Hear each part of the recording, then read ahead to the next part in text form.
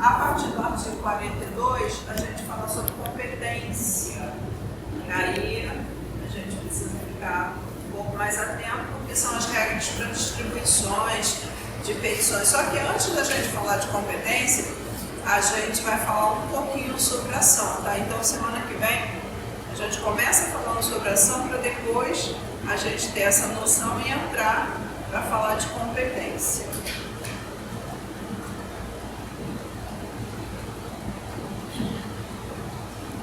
Semana passada nós conversamos sobre a questão relacionada já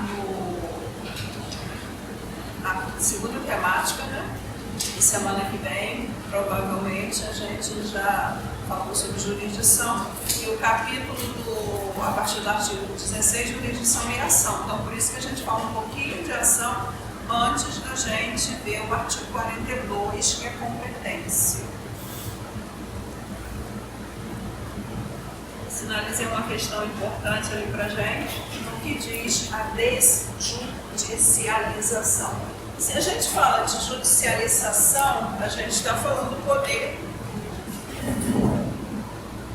judiciário e a gente está falando da propositura das ações. Essa é a regra, desde que a gente tenha a evolução, né, do Estado contemporâneo, do jeito que ele é hoje. Todo e qualquer conflito, quando é entregue na mão do juízo, e aí a gente sempre tem que imaginar aquela tríade que a gente tem, e aí aqui é a tríade processual, tá? E a gente tem autor, réu e o juiz. E quando eu vejo o juiz, na realidade ele é a figura do Estado. Então, por isso que muitas das vezes vocês se deparam com algum doutrinador, e eu várias vezes vou dizer isso para vocês, chamando o juiz não de juiz, mas Estado de juiz, para a gente ter a noção que quando eu estou diante do juiz, eu estou diante do Estado democrático brasileiro. Eu estou lá naquela divisão do nosso Estado, na divisão da soberania, executivo, legislativo e judiciário. Divisão essa só para a organização da casa, mas lembrando que o Estado é uno, a soberania ela é una. Da mesma forma, o Poder Judiciário também é uno. Mas a partir do momento que a gente começa a ver as partes relacionadas à competência, a gente vai ver essa fragmentação do Poder Judiciário. Mas sempre lembrando, isso aí é só para a arrumação da casa, tá? Porque sempre que eu vejo o Poder Judiciário, eu tenho que ver ele de forma única. Então, claro, você imagina a sua casa. Você dorme na sala, eu até morro. Mas o lugar da gente dormir, de fato, na nossa casa, é no quarto. Então é isso, é essa divisãozinha que a gente vai ver dentro do Poder Judiciário, que são as questões relacionadas à competência. Competência territorial, competência funcional, e aí a gente está diante de várias competências que a gente vai observar daqui a uma ou duas aulas. Lembrando que no Código de Processo Civil, a gente só tem sinalizado ali a questão da competência territorial.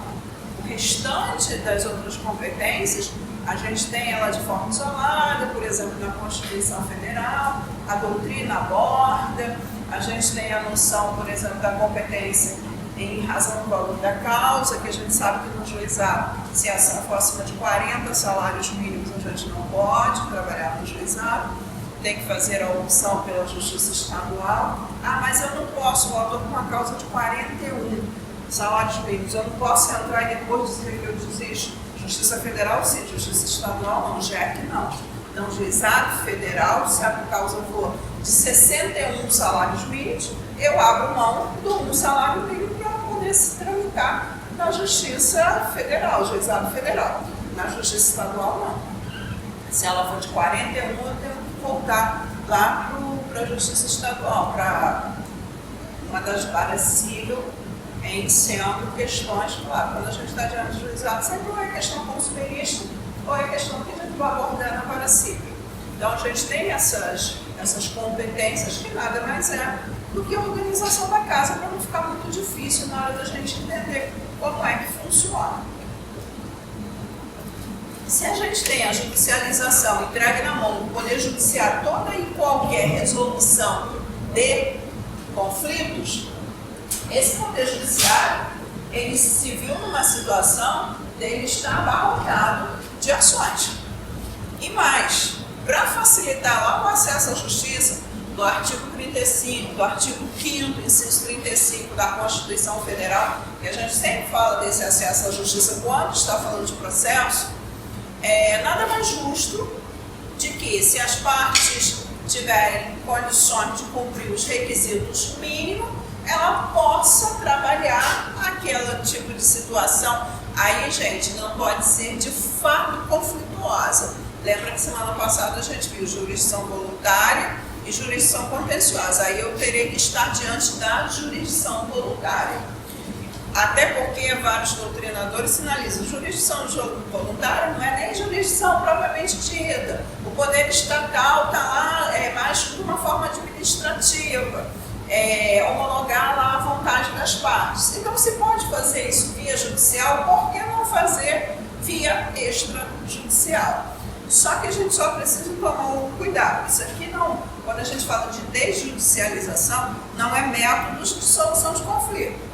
Método de solução de conflito é outra situação, que vocês vão estudar, disciplina extensiva, vocês vão lá ver conciliação, mediação, arbitragem, negociação. Isso é uma situação que pode ser conciliação e mediação tanto via judicial quanto extrajudicial. Quando a gente fala de desjudicialização, na realidade, é uma possibilidade que o Código, e aí a gente está diante do Código de Processo Civil, que o Código de Processo Civil sinaliza para as pessoas que estão com uma determinada situação para resolver. Eu sinalizei ali para vocês um exemplo e eu coloquei as leis.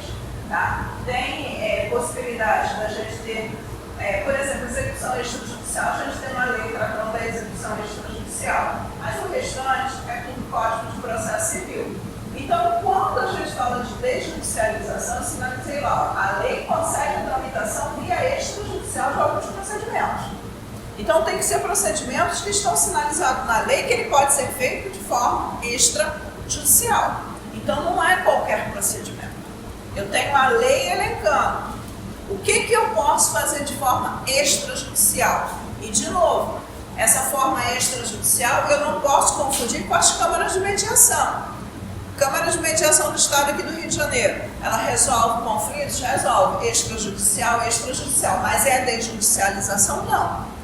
A desjudicialização, se eu for parar para pensar, eu estou resolvendo, tirando do Poder Judiciário, lá da vara civil, da vara de família, um processo, estou levando para o cartório. Esses procedimentos são feitos via cartório. Então, eu tenho os cartórios de registro, que o Estado, que na realidade, se eu for pensar o cartório hoje, e não ele de 20 anos atrás, 20 e pouquinhos anos atrás, quando eu pensava no cartório de 20 anos atrás, eu tinha um cartório que a pessoa, por algum motivo político, ou porque era de uma família conhecida, e era dado cartório para ela administrar. E aquele cartório passava de pai para filho. Hoje não mais. Há 20 anos atrás nós tivemos o primeiro concurso público para cartório. E aí quem foi que entrou nesse primeiro concurso público para cartório? Concurseiro. Porque o cara, quando é concurseiro, ele não faz concurso para somente uma área. Ele faz concurso para tudo. É o concurso que VL está fazendo. Então, a maioria dessas pessoas que entraram nesse primeiro concurso que teve para cartório, grande parte foram pessoas que estavam decepcionadas com um concurso que teve via judicial, né, claro, teria que ser, para juiz da Justiça Trabalhista. Qual foi a grande decepção há 20 anos atrás? Então, essas coisas já existem sempre, né? Há 20 anos atrás foi feito um concurso para a Justiça Trabalhista, aonde nesse concurso, na última fase, que é a fase de sentença, só entrou filho de desembargador. Foi um escândalo. Foi anulado? Não. Só entrou filho de desembargador. Quem não era filho de desembargador ficou reprovado na última fase, que era a fase sentença. Sentença espetacular, mas não entrou porque não era filho de desembargador. Aí logo em seguida se abriu um concurso para cartório. O cara já tinha, já está estudando, a maioria que fez o concurso para cartório entrou. E aí foi uma leva, foi quando começou a substituição, foi quando a gente começou a ouvir falar, não aceita não porque vão te matar, cuidado que é uma máfia do cartório, cuidado que eles não vão abrir mão disso. O tribunal tomou conta do cartório. E aí o tribunal disse, a partir de agora é concurso público, não tem como. Você morreu, seu filho entra? Não. O cartório ficou disponível e vai haver um outro concurso público. E aí, mesmo com o concurso público, o que teve de pessoas que entrou e ficaram sob júdice, porque já tinha aquela, vamos chamar de máfia, né? Principalmente quando se tratava de questões de terreno, e aí o CNJ tomou conta disso e hoje tem um desembargador da região que é responsável pelas demandas de cartório. Então, assim, concurso para cartório, um concurso legal para se fazer. Se dá dinheiro, não, você só fica rico. Eu não estou falando de cartório do Rio, não. Eu estou falando de cartório do interior de interior. Eu tenho um amigo que ele passou nessa primeira fase do concurso, ele foi para Belém do Pará. Belém do Pará, não, meu bem, de Belém do Pará, onde tem o cartório dele, são 900 quilômetros. Ou vai de barco, ou vai de aviãozinho teco-teco mesmo. Ele disse que a primeira vez que ele foi, ele morreu de medo, então agora ele vai de barco.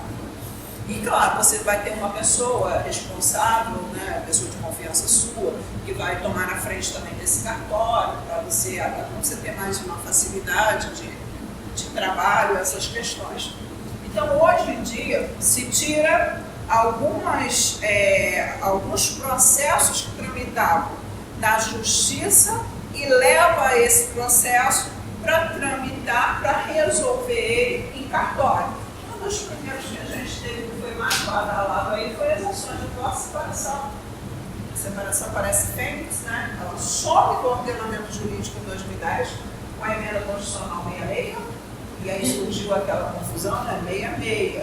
Se colocar mais um 6 é um capeta, é o número da besta, é isso e aquilo, vai acabar todos os casamentos. Não acabou nada, só regularizou as pessoas que de fato estavam separadas.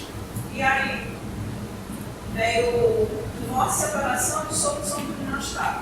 Artigo 733 do Código, ele coloca e ele dá as coordenadas quando é que isso pode acontecer. Então não é todos os divórcios eu posso trabalhar via cartório, não. Só aqueles que eu consegui visualizar eles dentro das questões sinalizadas no 733. Na realidade, a situação é bem parecida para todos esses procedimentos que estão sendo trabalhados via cartório. Então, na realidade, eles foram transferidos para o cartório com a ideia de que facilitaria e ampliaria o acesso à justiça, além de reduzir custos, tempos de tramitação, não tem dúvida. Tá? Isso reduz muito. Você consegue um divórcio aí por 20 dias, coisa que na justiça você não consegue. Esses dias o professor daqui mesmo, o Peter, colocou lá na internet, acabei de distribuir o processo da lista. A que a gente considera ser a mais cara. Audiência, 2027.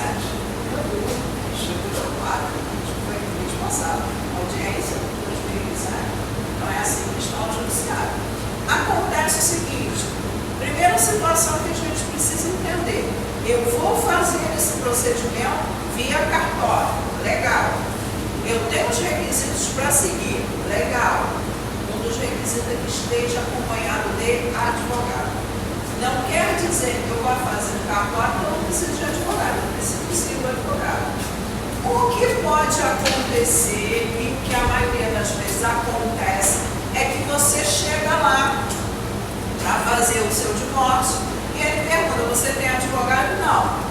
Ele vai e faz o divórcio. Mas por quê? Cada cartório tem um advogado. Então, aquele valor que for lhe dado para o divórcio naquele naquele cartório pode ser diferente, e certamente será diferente quando você vai com o advogado. Por quê? Isso não quer dizer que você não vai pagar os honorários do advogado, você vai pagar os honorários do advogado. Só que vai estar embutido, ele vai dizer, o divórcio é R$5.000. São as despesas cartorárias mais a despesa do advogado. Claro que quando você se apresenta com o advogado, a despesa do advogado sai e não são as despesas cartorárias. Então não quer dizer que acontece a desjudicialização, que é a mesma imagem que algumas pessoas começaram a ter quando a lei sinalizou para a gente, e aí por força, a partir do artigo do ano de 2010, e fechando com o ano de 2015 com o nosso Código de Processo Civil, que a gente vai falar um pouquinho disso mais à frente, quando surgiu a mediação e a conciliação. Não, acabou, não vai precisar de advogado. Então, não precisa de advogado. Você paga o mediador, você paga o seu advogado para poder fazer esse trâmite fora do judiciário. O que é de extremamente importante para a gente hoje, e que não está no CPC, é a questão relacionada a filhos menores. Se eu abrir lá o código, qualquer desses procedimentos vai dizer não pode ter filhos menores. Mas, atendendo o movimento do IBDFAM, Instituto Brasileiro de Direito de Família, houve uma resolução do CNJ em 2024, então vamos pensar que é uma resolução bem recente, né? 2024, onde essa resolução permite eu fazer o divórcio ou eu fazer o inventário, mesmo que eu tenha filhos menores. Então, quando eu olhar lá a questão do divórcio do 733, junto com o artigo 733, eu tenho que colocar lá resolução do CNJ de 2024, porque essa resolução me permite hoje fazer divórcio, separação, dissolução de união estável e os inventários, mesmo que eu tenha filhos menores, tá? Claro, isso são atualizações que vêm acontecendo. A gente tem o costume, aquela atualização que muda o artigo da lei, tá? Só que eu tenho que entender que junto com o STF eu tenho o CNJ, o Conselho Nacional de Justiça. E aí as reclamações que chegam ao Conselho Nacional, o Conselho Nacional pode fazer resoluções que de fato ele faz e modifica isso aí. Que a pessoa ficava presa, não tinha bens, não tem nada, mas tem um filho menor, não pode fazer o divórcio no cartório. Mas você vai fazer no cartório que é mais rápido. E aí não podia fazer por causa do filho menor. Aí você vai distribuir o divórcio consensual via a justiça e leva um tempão para sair a primeira audiência e acaba ficando enrolado. Poderia ser resolvido em cartório. Hoje em dia, você faz isso aí de boa no cartório, sem problema nenhum, tá? Por força da resolução. Eu vou olhar o 733, eu vou olhar o 610, ele vai sinalizar para mim que se tiver filho menor eu não posso fazer nenhuma ação relacionada a divórcio, nenhuma ação relacionada a inventário. E mais, não só o inventário, como a gente tem o cumprimento de testamento. O que adianta eu ter a possibilidade de fazer um inventário em cartório e não ter condições de fazer o cumprimento de testamento em cartório? Aí você tem que fazer o cumprimento via judicial e depois você fazia o inventário em cartório. Sem chance. A partir do momento que você fazia o cumprimento, ele seguia judicial. Muitas das vezes, a pessoa entrava com o inventário via cartório, o cartório vai puxar todas as certidões igual na justiça puxa, na hora de puxar a certidão descobriu um testamento. Um testamento feito no cartório, sei lá em Espírito Santo. Aí o cartório sinalizar, tem um testamento, cara, não vai dar para fazer o inventário aqui no cartório. Mas estão todos de acordo, está tudo certinho, não, mas tem um testamento. Se tem um testamento, tem que cumprir o testamento. Toda vez que eu tenho um testamento, antes de eu fazer o inventário, eu levo o testamento para a mão do juiz, para o juiz cumprir. O que é o cumprimento de testamento? Ele olhar para ver se o testamento está feito dentro dos requisitos. Só que o testamento foi feito em cartório. É claro que o cara do cartório, ele fez dentro dos requisitos legais, mas ainda assim não podia fazer. Então hoje você faz o cumprimento e faz o inventário. E aí quando a gente fala de inventário, a probabilidade dele é menores muito grande, divórcio, separação, dissolução de união estável, probabilidade de ter também menores muito grande, tá? E aí por força disso, CNJ 2024 já se posicionou. Isso na realidade era o reclame da sociedade. A sociedade pedia por isso, porque era inconcebível. Claro, gente, olha só, se você for para o cartório, e o cartório, lembrando que eu tenho um cartório uma pessoa concursada. Normalmente, esse concurso, ele é voltado para o pessoal do direito. Então, o cara que está lá no cartório, ele fez direito. Muitas das vezes ele é advogado. Quando ele entrou no cartório, suspende a OAB dele, ele não pode mais advogar. Então, é um cara que entende das leis. É claro que se lá tiver alguma coisa que esteja gritante, no que tanja prejudicial, que seja prejudicial ao menor, ele não vai fazer o inventário no cartório, porque senão ele vai responder. Ele tem fiscalização do CNJ, ele tem desembargador na orelha dele o tempo todo, fazendo fiscalização surpresa. Aí, bebê, amanhã está aí na equipe do CNJ, com o desembargador fulano, mas auxiliares para fazer uma fiscalização, uma varredura no seu cartório. Bom, o cara que trabalha hoje, que tem um cartório, ele está tirando mais do que um juiz. Você acha mesmo que ele vai correr o risco só para facilitar uma situaçãozinha sua? E mais que você ainda está com um advogado, tá? Então essa conversa de que prejudicava interesses do menor. Professora, lá no interior do Paraná, numa cidade morada, é o único cartório da cidade, né? Eu passei agora 2, 3 meses atrás lá no Paraná, e essa dona do cartório era minha amiga. Aí eu fui embora comigo, ela ficou lá, no cartório aqui na cidade. Cidadezinha de 11 mil habitantes. Aí, para minha surpresa, quando eu cheguei lá, estava ela e meu esposo trabalhando na prefeitura, o cartório tinha fechado. Ué? O cartório fechou. E aí as pessoas da localidade, da cidade estão indo fazer as coisas no cartório da cidade vizinha. Aí eu perguntei, então, como é que está o cartório? Ela fechou. Simplesmente fechou. E qual a justificativa? Não, aí eu perguntei como entrar em detalhes, né? Até porque eu estava com pressa também, mas assim, eu só estou falando porque a senhora tem de conta que a senhora está falando aí. Alguma irregularidade. Alguma irregularidade. O que o CNJ faz?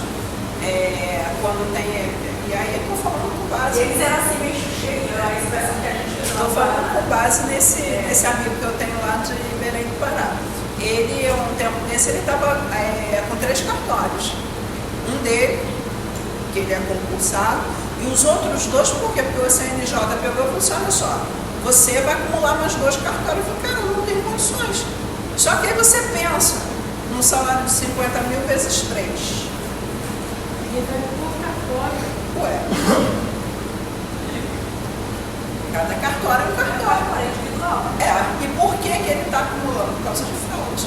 Aí o CNJ afastou o cara que era concursado por causa de fraude, aí faz aquele movimento todo de processo, né, que demora, não é um negócio rápido, e lá no final, se for o caso, que normalmente quando afasta é o caso, esse afastamento, por enquanto, é provisório. Até sim, tanto é que eles são fiscalizados pelo desembargador. Só que hoje é você que administra o cartório. Você faz um concurso. Tem uma igual no caso da Pirela, fechou o cartório. Se você estiver cometendo alguma fraude, numa dessas fiscalizações, o CNJ vai pegar. Seria só substituir? Não, primeiro ele fecha. Primeiro ele tira a pessoa para fazer toda uma investigação. Porque não é assim, supõe o quê? Não, tem que ser um negócio comprovado. Porque o cara está perdendo um cargo que ele fez um concurso. Então, por isso que o negócio é bastante minucioso. No final, comprovou de que, de fato, aconteceu alguma fraude, que aquela pessoa foi responsável pela fraude, aí sim ela perde aquela vaga do concurso que ela fez e abre-se um novo concurso para outra pessoa chegar. No início, cara, era muito... as pessoas temiam em assumir alguns cartórios porque eles eram de fato ameaçados de morte. Muitas das vezes, quando ele chegava para assumir, porque normalmente não é pessoas do local, né? A gente tem pessoas de locais diversos, tinha muita gente do Rio, de São Paulo. Quando ele chegava no aeroporto para desembarcar, o CNJ já tinha colocado lá os seguranças para ele. E a pessoa tinha que andar com segurança, porque eles eram de fato ameaçados. A vida dele, a vida de família, muitas das vezes deixava a família em outro estado, até esse negócio a pessoa se conscientizar de que o Estado agora está no comando dos cartórios, não é mais o particular, agora é o Estado, e vai seguir a regra que o Estado determina. Professora, se comprovar que o cara do cartório cometeu esses atos ilícitos, ele sofre alguma sanção? Sim, ele é afastado, perde a matrícula e responde criminalmente. Pode ser preso, cárcere. Professora, No início encontrar aqui muito disso. com a fala da colega aqui, já que os cartórios são O Estado agora é. Estado, por que ele é tarifado? Porque o Estado dá alguma coisa de graça pra gente? E tem alguma forma assim, de Gratuidade? gratuidade, assim? A mesma gratuidade que Você você... tarifado e assim é absurdo. É. A mesma questão que você... por exemplo, a questão relacionada à certidão de nascimento, a primeira, hoje é gratuita, mas ela já foi cobrada durante muito tempo. Então, por um clamor da sociedade, a primeira. Tá? Mas eu fiz o divórcio, agora eu tenho uma outra certidão, eu não pago pela certidão de casamento, mas eu pago pelos trâmites do casamento. E aí eu me divorcio, eu quero lá agora a certidão de graça. Não, essa conta como segunda, você vai ter que pagar. Mas claro, se você está diante de um processo que foi via judicial, você pede a gratuidade, já vai vir com carimbo de gratuidade. Mas qualquer situação você pode pedir a gratuidade. Tá? Em regra, o que você faz? Você vai até a Defensoria Pública e a Defensoria Pública vai mandar a documentação dizendo que você tem necessidade da gratuidade, mas tem que comprovar a questão socioeconômica, tem toda aquela comprovação como se fosse um processo mesmo. Tiver um CAD único, entra? Um CAD único? Não, é mais do tempo. Que aí já, CAD único por si só já comprovaria. Boa. Não. Não. Tem carteira de trabalho, tem que mandar carteira de trabalho, tem que mandar um comprovante de contra-cheque. Alguns lugares pedem imposto de renda. O imposto de renda, a insuficiência assinada por você. Atestado de pobreza mesmo. Mas aí se a pessoa... Atestado de pobreza mesmo. Mas aí você tem que falar que você Aí, não como tem via Estado, a gente chama de hipossuficiência. Você atesta a sua hipossuficiência para você poder ter essa gratuidade. Mas é tudo muito caro. Tudo muito caro. Mas é tudo muito caro. A nossa vida é muito cara em todos os aspectos. Você gasta um dinheiro para poder fazer esse trâmite até você ter reunido essa documentação, tal. Sim. Olha só, as pessoas, elas fazem a opção, por exemplo, divórcio, quando não tem bens, não pode ter nenhuma discussão. Mas vamos pensar que não tem bens, não tem nada para partilhar. Você pega o valor do divórcio no cartório, ele é mais caro do que o divórcio via judicial. Então, muitas das vezes, compensa você pagar as custas, você pagar o advogado, ou mais, compensa você ir no NPJ, compensa você ir na Defensoria Pública, e você, mas eu quero casar amanhã. Amanhã você nunca vai casar. Se você está casado, você não vai casar amanhã. Então, deixa para amanhã, daqui um ano, daqui 2 anos. Então, compensa você fazer a via judicial por causa do valor. Aí você vê, por que tantos divórcios consensuais ainda aconteceram via judicial? Valor, gente. Tudo é muito caro. Um processo é caro. Mas aí se a gente pensa no processo, não tem litígio, não tem bens a partilhar, não tem nada, ele sai aí R$1.700. A despesa é uma média, né? Você vai ter de R$1.700. Se você pensar isso frente a 5, 6 mil no cartório, a pessoa faz a opção pela via judicial. Mesmo que vá dar entrada, a primeira audiência vai ser daqui a 6 meses, 1 ano, aí eu espero, porque o dinheiro compensa. E se você comprovar sua hipossuficiência, você ainda pode ir pelo NPJ ou pela Defensoria Pública. E se você for, então, você pode inclusive ter um advogado fazendo, desde que ele sinalize lá. E aí, o problema é o quê? Chegou lá na audiência, deu algum atrito que seja pequeno, uma das partes vai dizer assim, mas você que cobrou R$500 para fazer esse divórcio. O juiz fecha a porta, chama a MP, chama a polícia, chama a representante da OAB. Como assim, doutor? Está tudo assinado aqui que o senhor pediu gratuidade e agora a parte está dizendo que o senhor cobrou R$500? O senhor cobrou ou o senhor pediu gratuidade? Porque quando você pede gratuidade, você não pode cobrar honorário. O senhor quer como pro bono? Se for consensual, não, porque você, como é que você vai cobrar alguma coisa se você disse que você está fazendo de forma gratuita? Você assina uma declaração dentro do processo e você, advogado, está fazendo de forma gratuita. Eu vejo lá no cartório, professora, sobre a gratuidade, mas eu nunca entendi a questão do advogado. Como o advogado sai ganhando isso? Aí eu formo ilícito. Porque ele não poderia ganhar, pô. Ele trabalha de graça. Ele teria que trabalhar de graça. Totalmente de graça. Eu pensei que o Estado pagava. Porque se O Estado paga ele. Não. Não. Essa ideia aí de pagamento do Estado a gente tem lá em São Paulo. São Paulo não tem defensoria pública lá no Rio. Mas então, por que o advogado vai querer trabalhar de graça? Eu conheço advogado que diz o seguinte: todo ano eu faço 3 ações gratuitas, que é a minha contribuição para a sociedade. E faz de fato, e sempre faz a opção por ação de alimentos. E aí verifica se a pessoa não tem condições de está passando necessidade, então eu vou fazer. Mas isso aí é ele. Só que a maioria dos advogados que pedem gratuidade de justiça, eles já recebem por fora. O problema é que na hora que chega por fora de quem? do cliente. Eu chego para você fala para mim, pô, Lúcia, olha só, o divórcio está saindo R$5.000, eu vou te cobrar R$1.500, mas você vai assinar, eu vou ver aqui, vamos pedir gratuidade de justiça, mas você me dá esse dinheiro por fora. É lícito? Não. E se o próprio cliente depois denuncia? Aí ele responde, esse é o problema. Mas os clientes não denunciam. Porque Falou 5 mil para aqui, é a máfia do advogado. É quase que uma máfia. Mas pode denunciar ele, não é dele. Pode. Eu posso entrar com ação contra E ele. eu presenciei, eu participei de uma audiência, que era uma audiência de guarda. E aí nessa audiência de guarda, a criança tinha 2 anos. O pai entrou com a ação de guarda e a mãe foi pelo NPJ para poder contestar. Eu fui como advogado do NPJ. Isso no início dos anos 2000. Quando chegou lá na hora que o juiz, não tem condições, a guarda vai ficar com a mãe. Na hora, o cara virou para o advogado e falou assim, porra, doutor, tu me cobrou R$1.500 e disse que eu ia sair daqui com meu filho.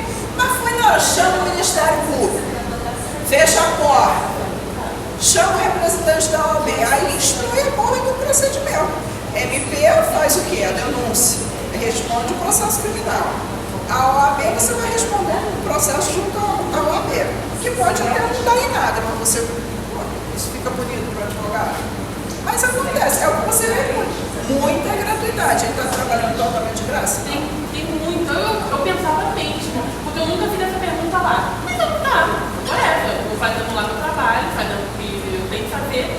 Mas a gente tem tantos advogados, mesmo advogados, a gente já vê, tem advogados já conhecidos, mas é uma cidade pequena. Eu fico, gente, eles estão fazendo isso tudo de graça? Professora, eu estou conversando aqui com a colega. Deveria. E se for analisar, se eles realmente receberem, assim, eu acredito que eles recebam, como ela está falando e a senhora também, para eles é vantagem. Porque assim, eles usam o espaço do MP, né? Não paga luz, não paga aluguel, não paga internet, não paga funcionário. Para manter um escritório de advocacia hoje, se você for analisar, é uma fortuna. Você vai pegar você não vai ficar ali 24 horas, você precisa sair, você precisa, ir no fórum, você precisa correr atrás da causa. Mas você vai na sala da OAB, café, a sala da OAB tem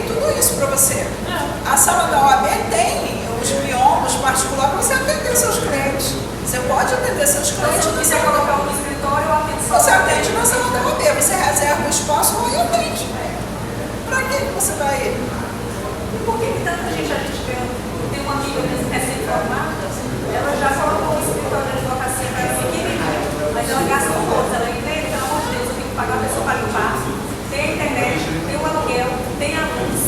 A luz, a internet, tudo da OAB. Afinal de contas, você paga anuidade. Qual o retorno que você tem da anuidade? A grande discussão hoje na questão da advocacia é essa. Você paga uma anuidade que não é barata, a do Rio de Janeiro não é barata. E qual o retorno que você tem? Nenhum. Então vai lá e usa o espaço da OAB, pelo menos esse retorno que você tem. A luz e a internet é tudo da OAB. A gente, essa é a parte lícita, tá? Não é pra gente seguir essa parte. Não, a questão de você atender a OAB não é ilicitude, não. É ilicitude, é questão. Então, na OAB você pode reservar. Alguma das vezes você tem que fazer alguma coisa que seja rápido, de imediato no processo, você vai lá na OAB. Dá lá um sistema disponível. Você só tem que andar com o seu turquinho para você acessar com o seu turquinho. Mas você tem tudo isso à sua disposição. E o café e o biscoito também. Tem a água, o café e o biscoito. Paga não sei quantos mil para comer biscoito e beber oportunidade. Tem uma taxa? Taxa extra? Não. Tem uma taxa extra. Seria demais. Bom, você já paga a taxa extra todo. Você já paga a taxa extra. Não é nem no início do ano. A de 2027, quando chegar agora em 2026, em novembro, a OAB, novembro, dezembro, a OAB nem diz para você: oi doutor, feliz ano novo, estamos aqui te cobrando. Não, olha só, a unidade é X. Você tem até o dia X para pagar com desconto, ou você deixa virar, porque aí vem 2027 você parcela. Então não tem nenhum, as pessoas ainda ficam pulando sem forma nenhuma. Feliz Natal, a OAB me deu, ela mandou já o boleto. E assim foi, gente.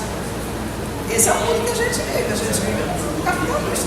Por isso tudo é muito caro, por isso se paga tudo, não tem como sair disso. Eu costumo falar, professora, que a gente vive constantemente um assalto legalizado. E daqui a pouco, quando vocês estiverem no 7º período, que é 3/5 do curso cursado, vocês vão lá tirar a carteira de vocês de estagiário. E tem que pagar? Não, quero não. Não quero nem. Mas se você estiver ligado ao escritório, o escritório pede que você tenha a carteira. Até para você estar na procuração, estar no próprio processo. Bom, pegando esse gancho aí dos processos, a gente vive num mundo globalizado, a gente sabe disso. Tem uma interligação entre pessoas, tá? Uma ampliação na questão de celebração de contratos, na questão de consumo.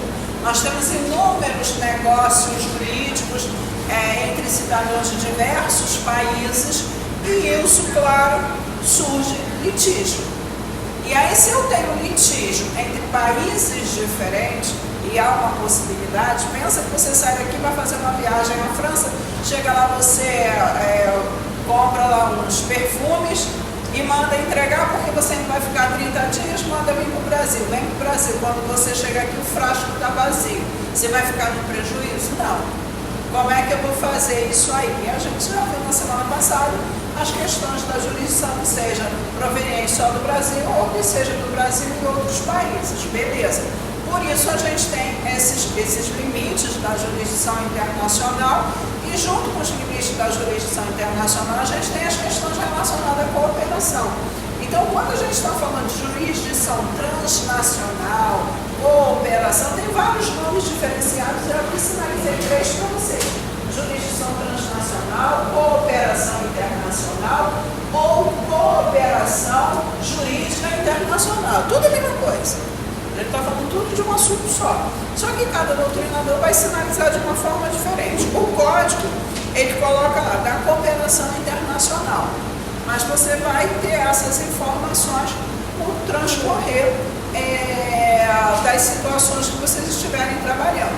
Na realidade, quando a gente fala de jurisdição transnacional, é aquela que há necessidade de praticar alguns atos perante o Estado estrangeiro.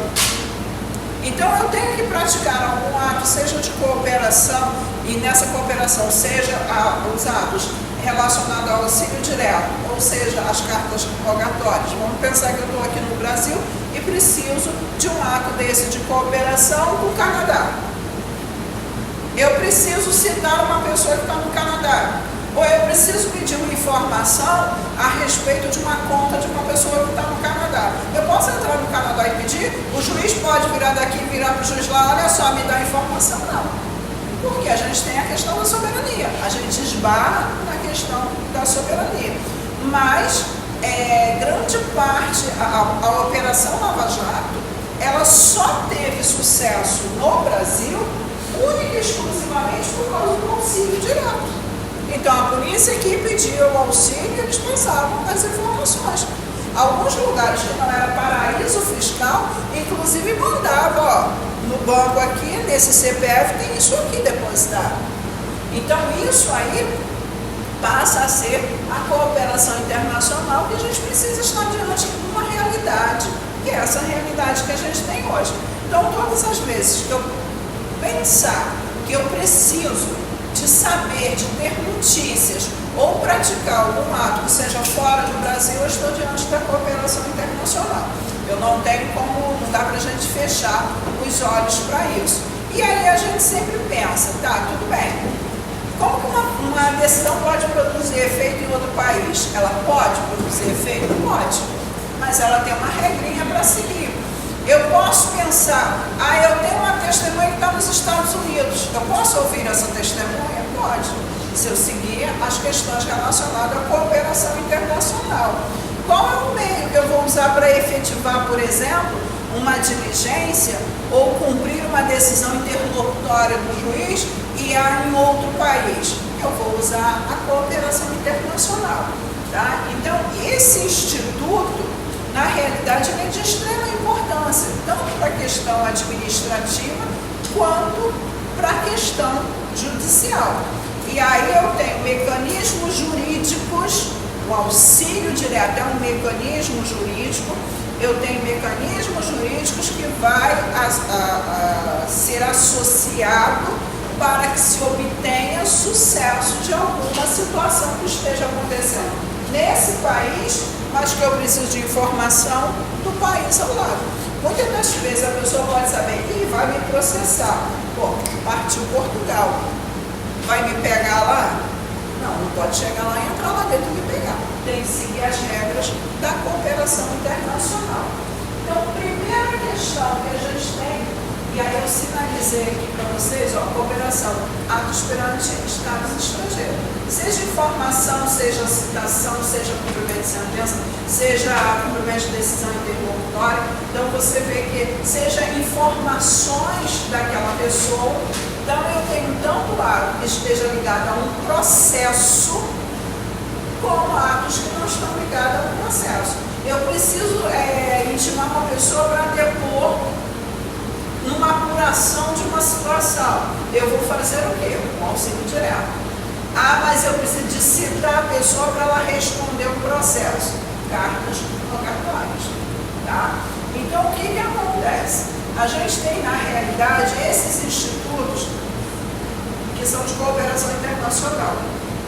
Para a gente fica com esses dois institutos aqui, que é a partir do artigo 28 do Código de Processo Civil. Nós temos a homologação de sentença estrangeira, que ela está lá no 960. Só que a homologação de sentença estrangeira, vocês não estudam agora, vocês estudam na outra parte de processo civil, que é quando você estuda mais à frente. Agora a gente só fica com essa primeira parte do processo civil, que é coisa pra caramba, que é o processo de conhecimento, até a audiência de instrução de julgamento. Sentença já é para o próximo processo civil de vocês. Então, o primeiro instituto, e aí é essencial, tratados internacionais. Se eu tenho uma pessoa que eu preciso cumprir uma sentença num determinado país que ele não tem tratado internacional com a gente para cumprimento, eu não vou cumprir. Se eu preciso de uma informação a respeito de uma situação de uma pessoa que está no país X, eu quero saber se de fato se ele tem conta, como é que está a conta. Se não tiver tratado internacional, não tem. Então, a regra para ter cooperação internacional é que eu tenho tratado. Se eu não tiver tratado, não há como. E aí isso fica muito claro para vocês quando vocês começam a estudar seja ele que lá. O direito internacional, ele está baseado nessas relações com outros estados. E para eu ter relação com outro estado, logo no início do Código Civil, Código de Processo Civil, a gente leu lá o tratado. Então, eu só consigo seguir, eu só consigo pensar na cooperação internacional quando eu penso no tratado. Aí a gente lembra do cara que foi para a Indonésia, né, que foi pego com drogas, por que ele voltou para o Brasil? Porque não tem tratado internacional. Aqui dentro segue com a regra, no meu país. Ah, mas você não quer parceria com outro país? Não precisa, o meu país acabou. Então, se você entrar lá, você já entra sabendo, não tem tratado internacional. O que eu fizer, eu vou responder pela lei daqui. Conheço a lei? Sei que pode, não pode? Não conheço, vou lá. Aquela história, mas vai que eu dou sorte. Eu dou sorte. Foi real. Dei sorte na primeira, né? Na segunda, ou terceira foi real. Então, sempre eu tenho que visualizar o tratado internacional. Auxílio direto, cartas rogatórias, esse que a gente vai ver agora, ou homologação dos terços estrangeiros, vocês só vão ver posteriormente, tá? Vocês terão um processo de prova para isso. E a extradição, a gente tem o estatuto do estrangeiro que vocês, eu não sei se é penal, mas tem uma parte que vocês estudam, Professora, como que a gente sabe que os países têm tratado internacional? Você tem que procurar saber, tem que pesquisar. Para saber Se a se gente ir para fora, a gente tem que saber o que vai acontecer. eu tive uma aluna no Via Brasil que ela passou um maior aperto indo para algum lugar aqui perto, né? Não foi longe não. Foi no país aí, e que ela achou que ela podia se vestir igual ela se veste no Brasil, não podia. Então a gente precisa Mas saber. no Mercosul tem automático, exceto o Chile, né? E que a questão do assédio ali é um negócio doido, e ela foi sozinha. E era a recomendação, mas aí só pesquisou depois que viu a merda, né? Aí a recomendação, inclusive, nas empresas que faziam pacote, era que a pessoa não viajasse nunca sozinha para o país X. Então você tem que verificar isso com os tratados. Esse exemplo aí que o camarada foi lá, foi outro país, foi preso, foi sentenciado à morte, então é porque não teve esse tratado. Não tem esse tratado. Na época desse menino que foi pego com drogas, eu acho que era Dilma, né, que era o presidente. O presidente de cara, se não tem tratado, lá é aquele quadrado dele, quem manda é ele. Ele não aceita nada fora disso. Se ele aceitasse, ele tinha assinado os tratados internacionais. E aí você verifica lá quais são os tratados internacionais, tá? E aí outra questão. Além disso, para a gente ter, você pode ter um tratado internacional e você pode não fazer valer nem o auxílio direto, nem as cartas rogatórias. Por quê? Eu ainda preciso tomar um cuidado muito grande. Além do tratado internacional, isso aqui, para chegar ou para sair, para dar cumprimento aqui no Brasil ou para sair, vai passar ainda pelo STJ, que anteriormente, antes da emenda 45 era o STF, que olhava isso, agora é o STJ. Ele vai olhar para ver se não há nenhum conflito com o direito brasileiro. Porque se houver algum conflito com o direito brasileiro, por exemplo, a gente tem dentro dos princípios que a gente viu, ampla defesa. Vamos pensar que porque o país X está mandando citar uma pessoa aqui no Brasil, a citação vai ser feita, claro, com a carta rogatória para ele responder o processo lá, mas lá teve devido processo legal. Se ficou constatando que lá não tem o devido processo legal, não vai dar validade à carta rogatória aqui no Brasil, ele não será citado, porque viola uma norma do direito brasileiro. Então, além do tratado, eles têm que também ser, as pessoas envolvidas têm que ter o mesmo tratamento judicial. A gente tem estados dos Estados Unidos que tem a pena de morte. Mas o brasileiro foi lá, cometeu, sei lá, o crime que fosse, foi embora, veio para o Brasil, rodou o processo lá bonitinho, com ampla defesa, tudo bonitinho. Mas a sentença é executar o cara. Essa sentença vai ser cumprida aqui? Nunca. Porque olha só, a gente passa por juízo de delibação. O que é isso? Procedimento judicial formal, comum, ao direito internacional. Então, são essas relações internacionais onde o STF, que é o STF que analisa, ele vai ver se a sentença estrangeira cumpre os requisitos, que são requisitos normais, né, formais, de validade e eficácia. Aquele requisito lá daquela sentença que teria validade e teria eficácia no Brasil, se for pena de morte, não. Aí ele vai dar o exequado, que é a autorização para executar aquela carta rogatória no Brasil, nunca. Por quê? Porque ele não cumpre o regramento formal. E aí esse regramento formal lá, depois, questão de curiosidade, vocês esperam, a partir do artigo 960, que lá está sinalizado. E outra questão, veio para o Brasil, seja o que for, seja uma carta para citar, seja a sentença, primeiro vai passar para o STJ. Tem que levar direto para o STJ. Então, tanto o advogado do outro país como o nosso aqui, e claro, se vem para cá, vai ter que se associar a algum escritório de advocacia aqui no Brasil, porque a OAB estrangeira não tem validade aqui, ou ele vem e passa pela OAB daqui, não é fazer o curso, validar dele aqui, e aí tudo bem. Só que ele vai para o STJ, seguir as regrinhas. Então ele precisa conhecer como funciona o processo via Brasil. Porque se tiver alguma questão de desacordo, o STJ não vai dar o exequato, que é o cumpra-se. Lembra quando a gente está numa sentença que lá no final tem a regrinha? Cumpra-se. Mas quando vai lá para o STJ, vai ganhar um número de processos, o STJ vai observar questões, provas, não, ele não vai fazer nada disso. O processo já foi julgado, a decisão interlocutória já teve um juízo competente, porque se for um juízo que surgiu só para julgar aquele processo, quando chegar aqui no Brasil, o STJ não vai aceitar. O STJ só analisa a questão final. Ele analisa a questão formal e diz, está de acordo. E aí você segue com o cumprimento aqui no Brasil. E se o STJ não tiver de acordo? Aí volta e você não cumpre aqui.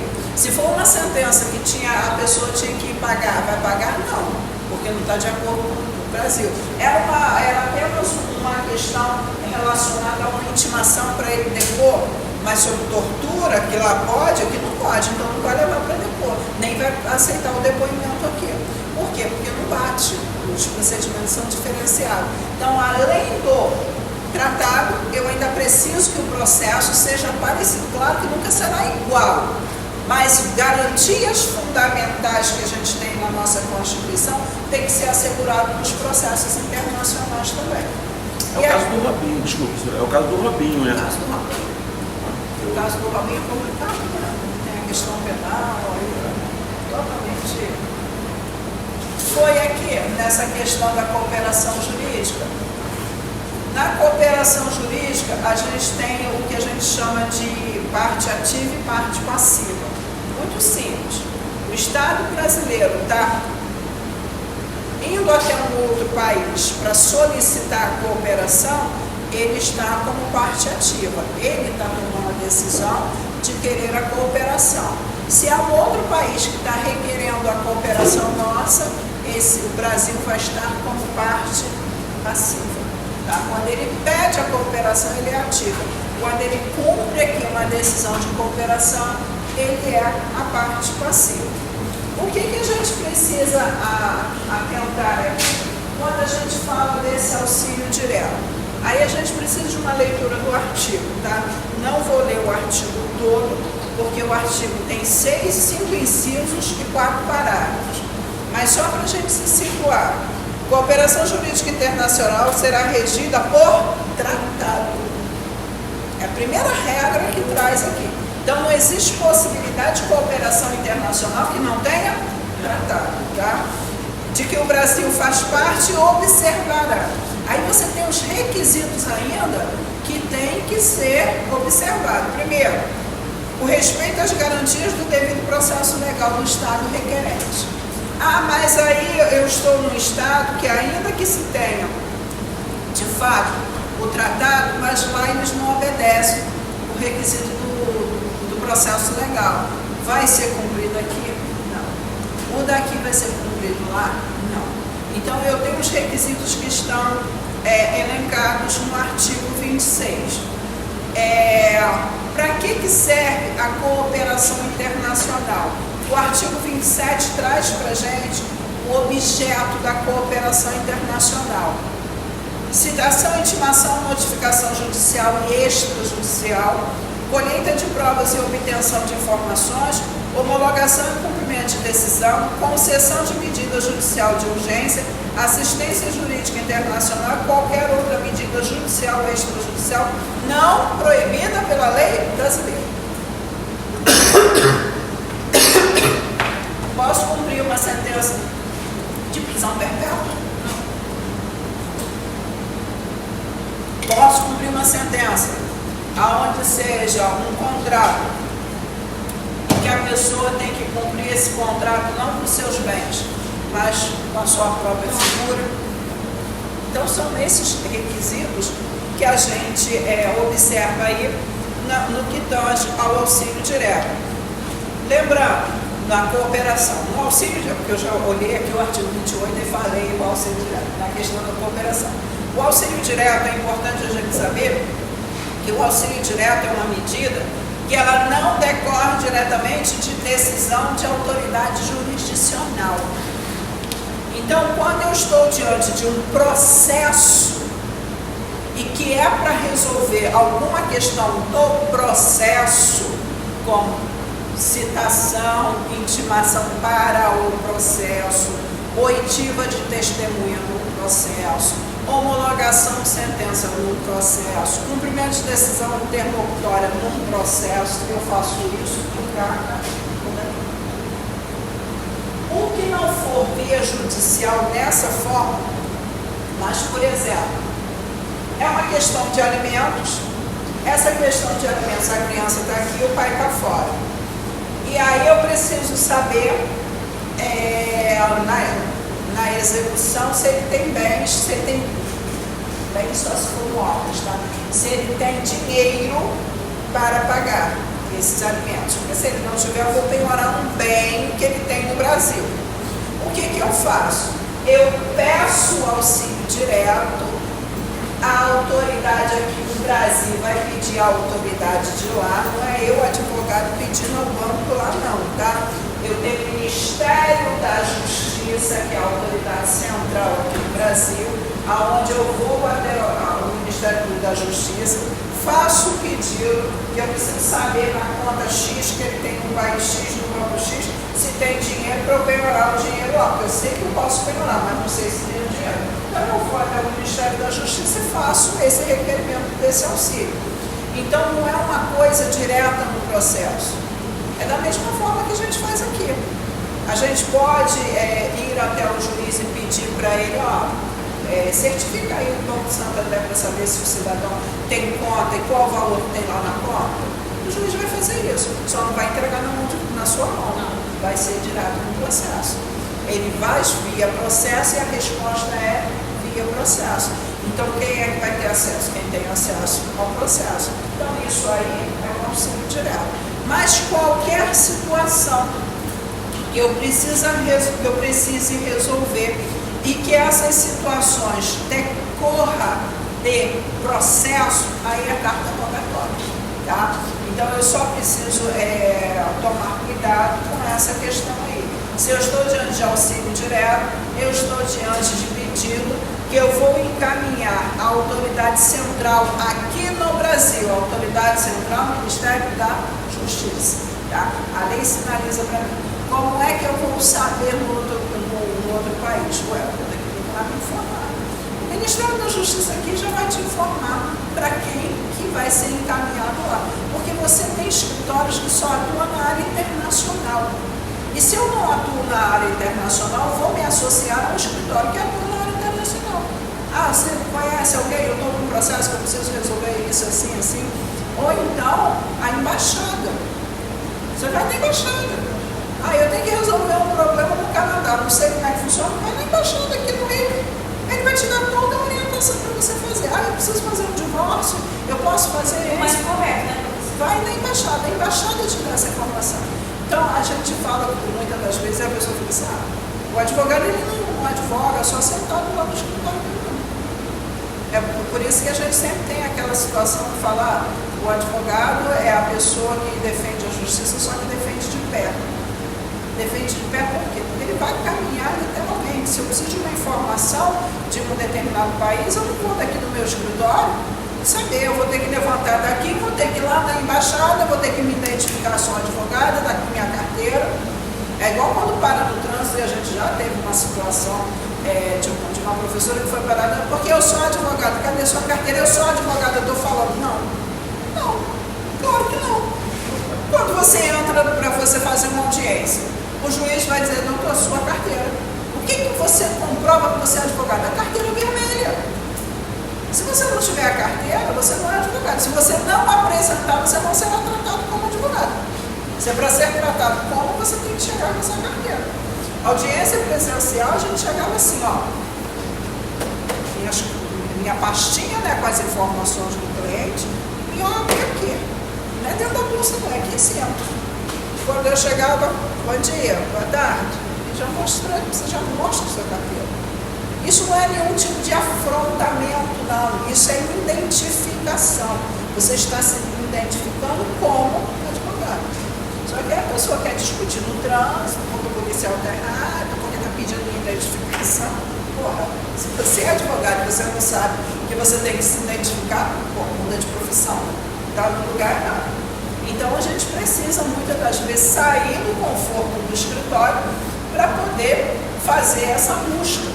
E essa busca é que vai dar maior agilidade ao seu processo.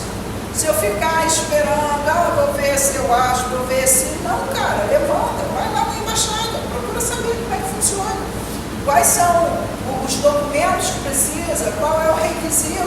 Procura saber se tem tratado, a embaixada vai te ensinar isso aí, cara. Isso aqui não entra nisso aqui não. Por quê? Porque não tem nenhum tratado internacional com esse país e o Brasil nessa situação não. Pode ter até outros, mas nessa situação não tem. Então a gente precisa observar isso aí, tá? O que vai acontecer? O país vai transferir para o outro país a tarefa de recolher esses dados. Então por isso que tem que haver esse acordo.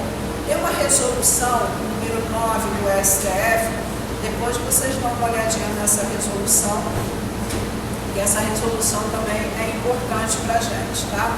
Então, o artigo 28 traz para a gente a respeito do auxílio. O artigo 29 sinaliza para a gente, tá? A solicitação do auxílio será encaminhada pelo órgão estrangeiro interessado. Então, eu tenho aqui a quem que eu vou encaminhar, qual órgão que eu vou encaminhar. Então, quando eu estou no Brasil, lembrando, o Ministério da Justiça, para isso existe o Ministério da Justiça, né? E as regras que estão sinalizadas no artigo 30, que é como eu vou poder utilizar, tá? Feito isso, e aí, gente, de novo, é uma leitura desses artigos, não dá para eu ficar lendo os artigos com vocês. Depois tem que disponibilizar de um tempinho para dar uma lidinha no artigo. Olha, se o auxílio direto ele compreender, vamos pensar que ele compreenda apenas práticas de um ato que dispensa a prestação jurisdicional, a própria autoridade central ela pode adotar as medidas que forem viáveis. Por quê? Porque é questão administrativa. E aí o próprio artigo 32 sinaliza isso para a gente do nosso código, tá?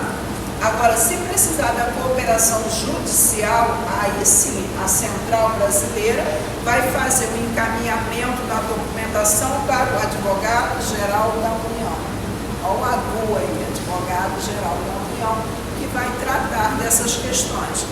Olha o que o artigo 33 coloca. Recebido o pedido do auxílio direto passivo, a autoridade central o encaminhará à Advocacia Geral da União, que requererá em juízo a medida solicitada. Advogado-Geral da União requererá em juízo. Ele vai para onde? Para o STJ. Se é alguma situação que tem que ser cumprida por processo do STJ, depois de fazer o juízo de derivação, depois de dar o exequatur, dizer, ó, cumpre, está tudo ok, ele encaminha para a Justiça Federal. O contato do STJ é com a Justiça Federal. Ah, mas o cara tem que ser uma carta rogatória para o cara prestar depoimento sobre uma situação X que tem um processo rolando. Pô, prestar depoimento, Justiça Estadual. Não. Em se tratando de cooperação internacional, será sempre na Justiça Federal. A mesma coisa, cumprimento de sentença. A homologação foi feita para se cumprir uma sentença no Brasil. A homologação é feita no STJ. Qualquer questão que vem de fora, é o STJ que vai resolver isso. Beleza, viu? Dá para cumprir a sentença, está tudo bonitinho. Qual é o cumprimento de sentença?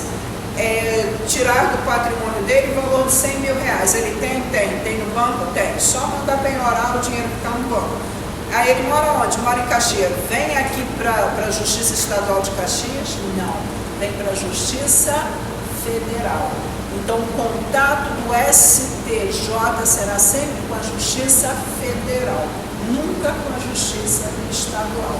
Então, esse é o regramento que a gente tem quando a gente está diante da cooperação. Feito isso, as questões relacionadas à carta rogatória. Primeira informação, artigo 35 está vetado, né? Então ele começaria a carta rogatória no artigo 35, mas ela começa, como está vetado, a gente começa ele a partir do artigo 36. E aí, se você olhar, o artigo 36. Artigo 36, caput, parágrafo 1º e parágrafo 2º, tá? Até porque o restante do artigo 37 ao 41 é disposição comum, tanto para um quanto para outro, tá? Então, primeira coisa, carta rogatória, instrumento através do qual o juízo estrangeiro, ou juízo, então tem um processo, o juízo estrangeiro, ela vai solicitar a realização de alguma diligência processual. Então, quando eu estou diante de carta rogatória, eu estou diante de solicitação de diligência judicial. Qualquer tipo de diligência judicial, igual a gente faria aqui. A diligência judicial está sendo no sentido de a pessoa apresentar um documento X no processo. O juízo de lá vai requerer o STJ aqui, o STJ vai encaminhar para a Justiça Federal, a Justiça Federal vai intimar essa pessoa para que ela apresente esse documento. Por quê? Ela vai apresentar um documento no processo. Então, eu sempre penso, carta rogatória é processo. Tá? É igual quando a gente não tem, a gente não faz assinação, não faz através de carta. É a mesma coisa. Quando é em outro estado, é o mesmo nome, só que muda, passa a ser carta rogatória. Tá? Então, observa, o documento oficial serve como pedido de cooperação, tá? Então, o Estado estrangeiro vai solicitar ao Estado brasileiro cumprimento de alguma diligência processual, da mesma forma que o Estado brasileiro pode e vai solicitar também ao Estado estrangeiro. O único problema é que a gente precisa estar diante de um tratado. E essa rogatória, ela é física? É um processo. Vai estar dentro do processo? Vai ser instaurado, por exemplo, o Brasil, o país estrangeiro para o Brasil, ele vai mandar a cópia do processo com a solicitação do que ele precisa, até porque o Brasil precisa, o STJ precisa saber se passou por todos os procedimentos. O STJ, quando entra no STJ, vai entrar com o número de processo brasileiro, onde está anexado todo o processo estrangeiro, e aí ele vai fazer o levantamento. Está tudo ok? Então agora você vai ser citado para prestar depoimento. O juiz aqui da vara federal vai marcar dia, horário, o trâmite vai ser igualzinho o trâmite de um depoimento do processo brasileiro. Ele vai te ouvir, vai redigir a termo, você vai assinar, esse documento vai para o processo que está no Brasil, desse processo que está na Justiça Estadual volta para o STJ caminha para onde é igual quando a gente faz citação do Rio de Janeiro para outro estado. A nossa situação agora ela vai ser um pouco diferente, né? Quando eu próprio. Ela mudou tudo, aí ela não vai mais haver a capa física. Vai ser extinta e vai entrar tudo virtual. Tudo será virtual. A mudança, né, que a gente está tendo dentro da questão processual. Já vem desde 2015 que a gente vem com algumas mudanças nas questões processuais. Já existem as audiências, né? Da pandemia para cá ou antes da pandemia já existiam? Em 2015. As audiências virtuais. Em 2015 já tinha. Eu participei de uma audiência virtual. O próprio código ele sinaliza para a gente, o código 2015 ele sinaliza nas questões, porque a gente não tinha essa prática, né, antes de 2015. Era tudo, quando acontecia algum ato que a pessoa não podia comparecer, o juiz ia até a pessoa. Alguém ia até a pessoa, porque era tudo presencial, hoje não mais. E aí o código 2015 veio com essa modificação, trouxe a possibilidade do virtual, a pandemia veio e lacrou. Tem que ser, não tem como, e aí tem ainda lugares, por exemplo, Justiça do Trabalho, você faz a opção, se você quer audiência virtual ou se você quer audiência presencial. Mas tem aí, a gente tem que pensar que o Brasil é muito grande, porque a gente tem comarca que é horrível. E aí tem lugares que ainda está sendo processo, ainda é papel, mas vai chegar um momento que acabou. O que que é o que a gente chama de híbrido, né? Que ainda pode ter presencial, como é físico, como ainda pode ter virtual. Mas, por exemplo, questões nos tribunais de justiça, nada de papel mais. Agora é tudo via computador. Se você está na internet daqui, você está ferrado. Estou recapitulando. A senhora falou que qualquer informação de uma pessoa lá no país, mas não tem um tratado. Aí a embaixada vai fazer uma ponte com outro país. Não, a embaixada vai te sinalizar que não tem tratado, porque você não tem cooperação internacional com esse outro país. Porque qualquer tipo de cooperação precisa de um tratado. É isso que sinaliza aqui para a gente já no primeiro artigo, quando fala da cooperação. Quando ele abre da cooperação, ele já traz isso para a gente. O artigo 26, a cooperação jurídica internacional será regida por tratado. Então não tem tratado, não tem cooperação. Se tiver um país vizinho que tem um tratado... Tendo tratado, você faz a cooperação, sem problema nenhum. Mas se o país vizinho for o Chile não tiver tratado com o Brasil quando a cooperação, esquece. Aí se eu for lá e trazer o cara pelo pescoço, aí é coxinha. Mas pode ser que você entre e não saia. Então, se não tiver tratado, não tem como. Porque são questões internacionais. E a questão internacional não tem como trabalhar sem tratado. Está me vindo uma coisa agora na cabeça. Em relação ao tratado, se a pessoa tiver a dupla cidadania, ela tem a opção de escolha ou não? Vai depender muito de qual a situação. O que você chama de condição de escolha é o AOK, ser processado no AOK? Sim. Depende de Porque você. se ela tem a dupla cidadania, ela teria o direito de ser julgada tanto lá como aqui. Mas mesmo sem você ter dupla cidadania, a semana passada, você tem questões que você pode ser tanto lá quanto cá.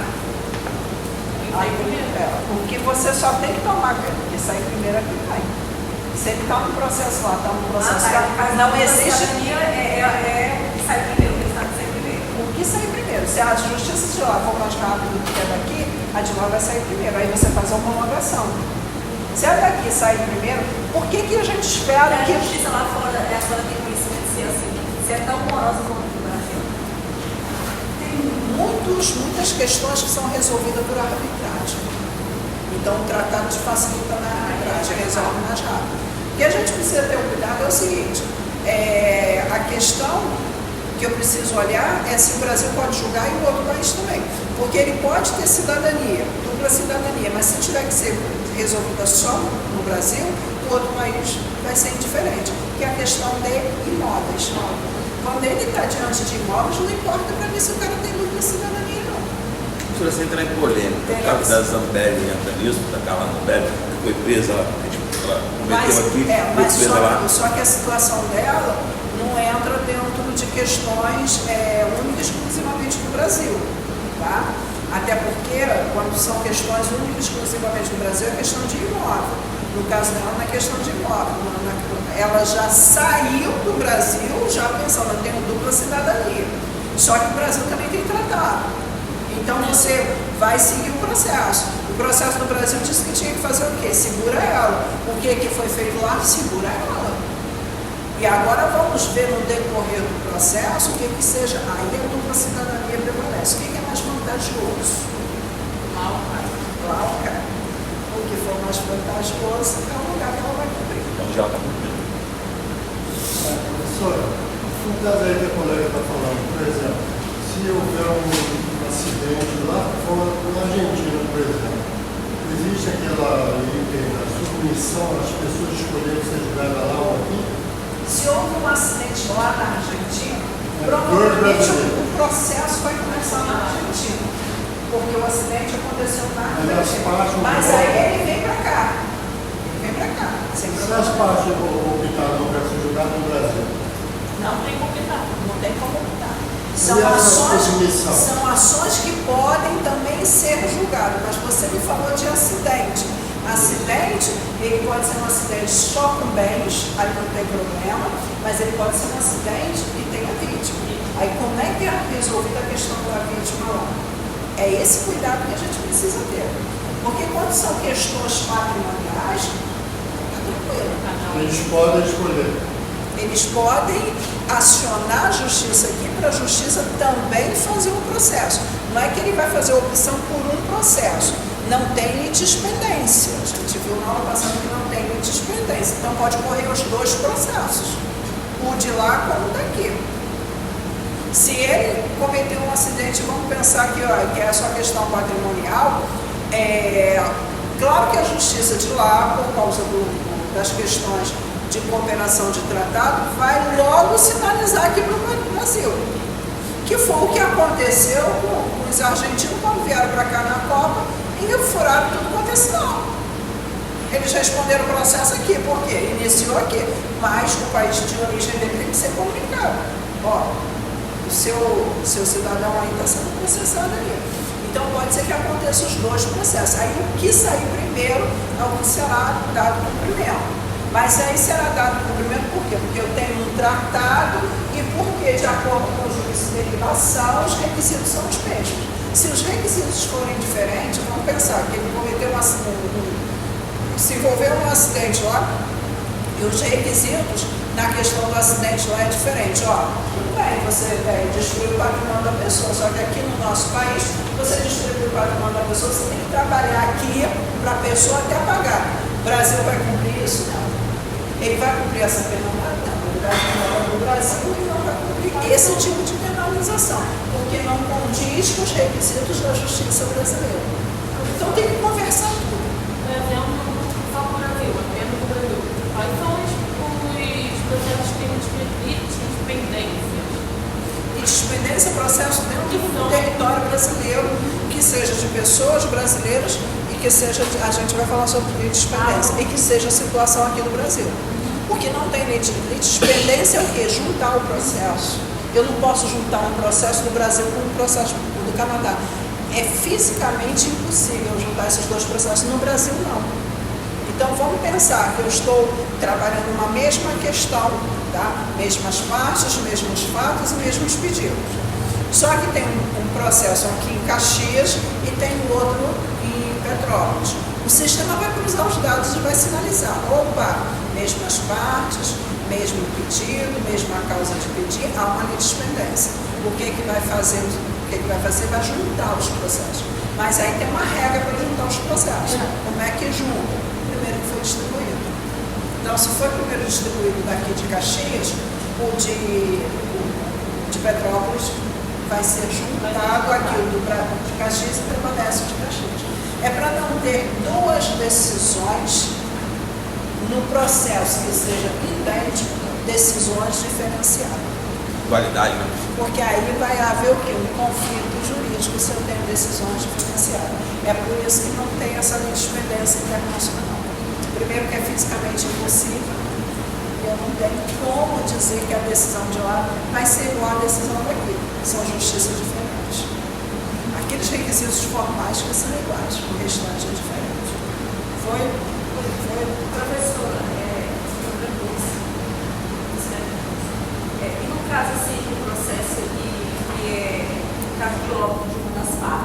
Aí acabava o Aí a processo. gente tem a substituição